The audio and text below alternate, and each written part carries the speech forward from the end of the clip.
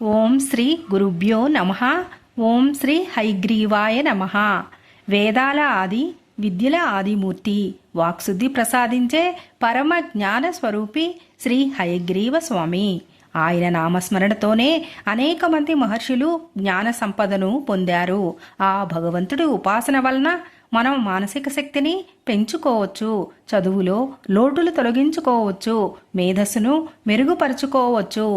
ఈ శ్రీ హయగ్రీవ సంపద స్తోత్రమును శ్రీ మధ్వాది రాజతీర్థులు రచించారు. ఇందులో ప్రతి శ్లోకం ఒక్కటే వాక్యంగా కాక మన జీవితంలో వెలుగులు నింపే వరాల వర్షంలా ప్రసాదిస్తుంది.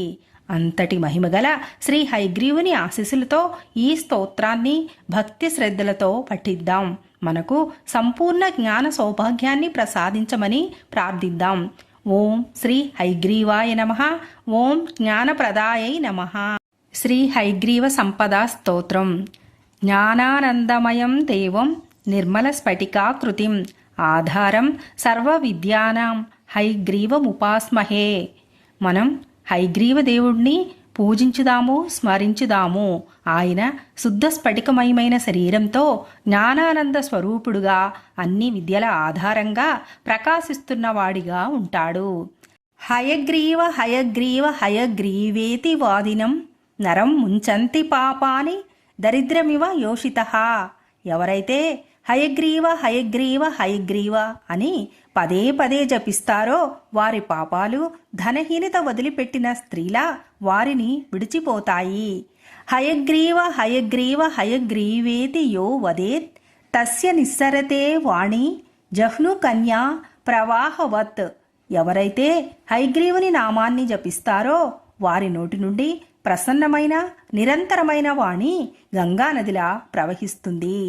హయగ్రీవ హయగ్రీవ హయగ్రీవేతి యో ధ్వనిః విశోభతే స వైకుంఠ కవాటోద్ఘాటనక్షమః. హయగ్రీవ హయగ్రీవ హయగ్రీవ అనే శబ్దధ్వని వైకుంఠ ద్వారాన్ని తెరవగల శక్తి కలిగినదిగా ప్రకాశిస్తుంది.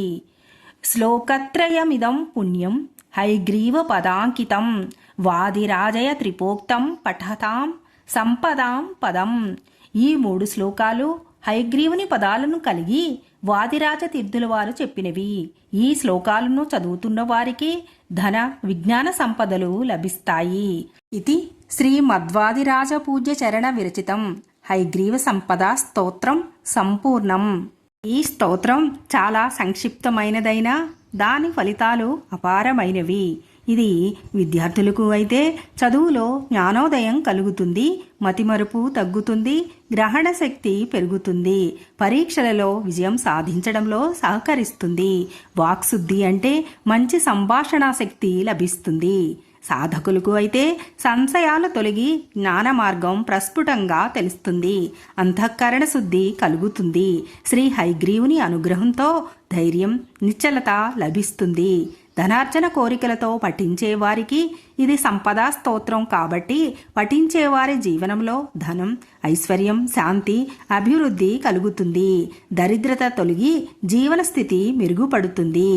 వాగ్దేవతల అనుగ్రహం లభించి మంత్రోపాసనలో విజయం కలుగుతుంది. శ్రీ హయగ్రీవ స్వామి అనుగ్రహం వల్ల కుండలిని జాగరణలో సహాయం కలుగుతుంది. ఈ స్తోత్రాన్ని ఎప్పుడు పఠించాలి అంటే నిత్యము పఠించడం చాలా మంచిది. ప్రతిరోజు ఉదయం హయగ్రీవుణ్ణి ధ్యానించి పఠించడం చాలా మంచిది. శుభదినాలు మరియు ప్రత్యేక సందర్భాల్లో పఠించడం కూడా చాలా మంచిది. శ్రీ హయగ్రీవ జయంతి అంటే శ్రావణ పౌర్ణమి రోజు, విద్యా ప్రారంభం సమయంలో అంటే విద్యారంభం, స్కూల్, కాలేజీ మొదలయ్యే రోజుల్లో పఠించడం చాలా మంచిది. పరీక్షల ముందు తర్వాత కూడా పఠించడం చాలా మంచిది. గురు పూర్ణిమ, నవరాత్రుల వంటి పుణ్యదినాల్లో పఠించడం చాలా మంచిది. ప్రత్యేక తిథుల్లో అంటే పౌర్ణమి అంటే పూర్ణ జ్ఞానాన్ని సూచిస్తుంది. గురువారం అంటే బృహస్పతి, విద్యాదాతలు హయగ్రీవుడితో సంబంధం కలిగి ఉంది కాబట్టి ఈ రోజుల్లో పారాయణం చేయడం చాలా మంచిది. మాఘ, శ్రావణ మాసాల్లో పవిత్రమైన ఉదయం వేళ పఠించడం చాలా మంచిది. ఎలా పఠించాలి అంటే పరిశుభ్రంగా ఉండి శాంతమైన స్థలంలో భక్తితో కూర్చోవాలి.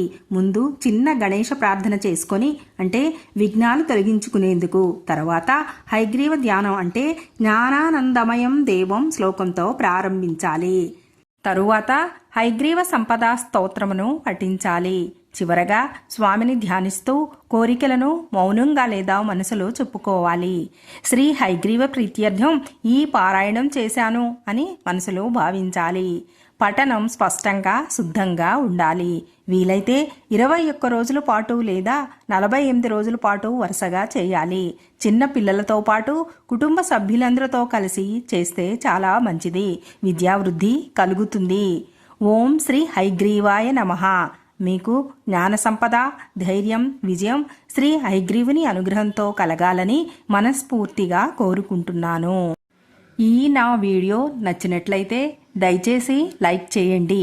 మీ కుటుంబ సభ్యులకు, స్నేహితులకు షేర్ చేయండి. ఇంకా ఇలాంటి భక్తి వీడియోలు తెలుసుకోవటానికి నా ఛానల్ను సబ్స్క్రైబ్ చేసుకోండి.